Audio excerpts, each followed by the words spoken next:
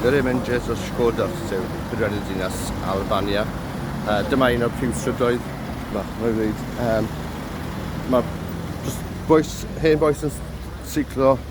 Y traffig fel mae pobl yn moyn. Mae'n rhaid chi bod yn effro. Mae pobl yn seiclo gan yr hanner. Dydy zebra crossing ddim yn orfodol yn amlwg. A dyna beth fi'n offi. Just boes cyffredin seiclo. Sim helmet, sim neidr mwyn achub y blaned.